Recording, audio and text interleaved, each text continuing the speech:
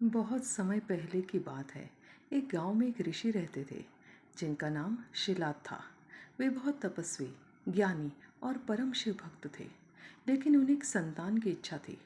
वर्षों तक तपस्या करने के बाद भगवान शिव उनके सामने प्रकट हुए और आशीर्वाद दिया। हे शिलाद, तुम्हें एक ऐसा पुत्र प्राप्त होगा जो अमर होगा और मेरी सेवा करेगा। कुछ समय बाद ऋषि शिलाद को एक खेत में हल चलाते समय मिट्टी से एक तेजस्वी बालक प्राप्त हुआ। उन्होंने उसका नाम रखा नंदी।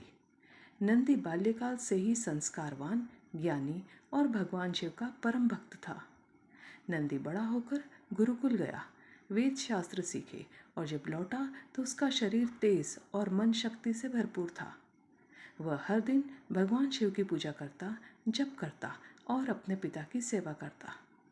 एक दिन देवताओं ने शिलाद ऋषि से कहा, तुम्हारा पुत्र तो मृत्यु को प्राप्त होगा। यह सुनकर शिलाद दुखी हुए और नंदी को यह बात बताई।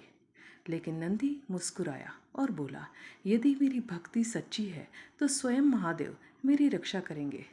नंदी ने एकांत में जाकर घोर तपस्या शुरू की।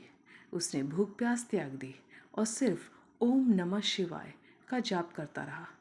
उसकी भक्ति देखकर भगवान शिव प्रकट हुए और बोले, वत्स, तुम्हारी भक्ति ने मुझे प्रसन्न कर दिया है। आज से तुम अमर हो और तुम मेरी सवारी और गणों के प्रमुख बनोगे। भगवान शिव ने उसे बैल का मुख दिया और दिव्य तेज प्रदान किया। तभी से नंदी एक दिव्य बैल बन गया और शिवजी की सवारी तथा उनका द्वारपाल भी बन गया।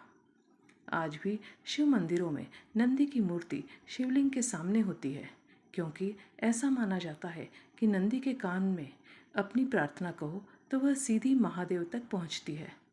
कहानी पसंद आई हो तो कमेंट करके ज़रूर बताइए। चैनल को भी सब्सक्राइब कर लीजिए ताकि इसी तरह की कहानी आपकी मोबाइल स्क्रीन पर आती रहे। धन्यवाद।